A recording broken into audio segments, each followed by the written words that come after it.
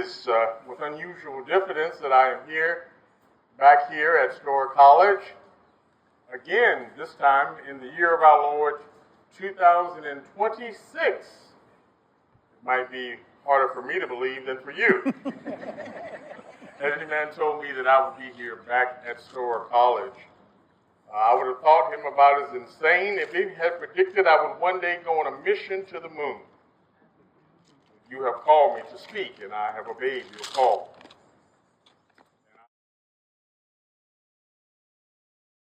And he said, Sophia, I understand you are teaching that boy how to read. She said, yes, husband. What harm could that do? He said, well, it's against the rules. An educated slave is a worthless slave. And from that point on, she stopped teaching me how to read. Imagine if you were going to Storer College and your mother or your father said, they're not going to send you back the next day. That an educated slave is a worthless slave, that it will make you good for nothing, education. Well, how would that make you feel? Not good, yeah. And so I set out on my own course to teach myself how to read and write. I would follow the boys every day to the school. I would walk them to school, and they would walk back with me. And they were carrying this book here, The Colombian Orator. And I decided to get myself a copy. I set up a shoe sign on the streets of Baltimore, and as the men would pass by, I would say, 5 cents to shine your shoes, sir. 1 cent to dust your off. And with 75 cents, I purchased this book, The Colombian Orator.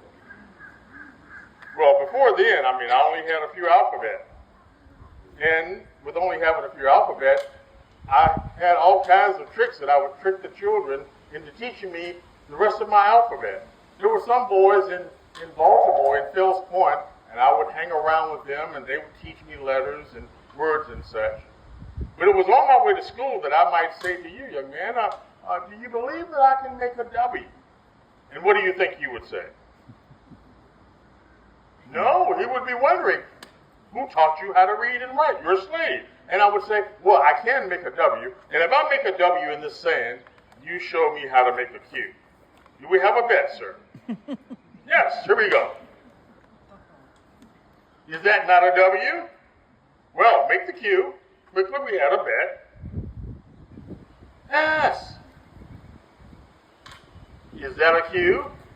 Now I have the Q. Can you imagine, young man, having to trick your classmates to learn the rest of your alphabet? Or, young lady, I might be walking along and thinking about the morning breakfast. I might offer you a wager. I happen to have a biscuit from this morning's breakfast. I have it in this paper right here. It would be food for your stomach. If you would share a word from your notebook, it would be food for my brain. Can we make a trade? Her stomach would be fed. My brain would be fed. This is how I taught myself how to read and write.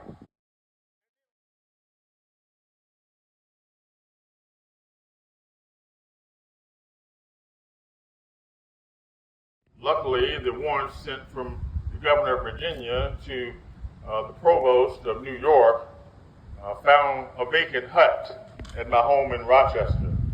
I crossed the border into Canada and went to England to speak on a previous engagement.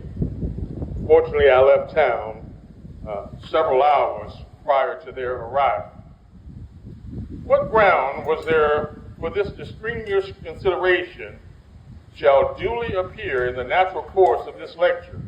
I wish, however, to say, just here, that there was no foundation whatsoever to the charge that I was an accomplice.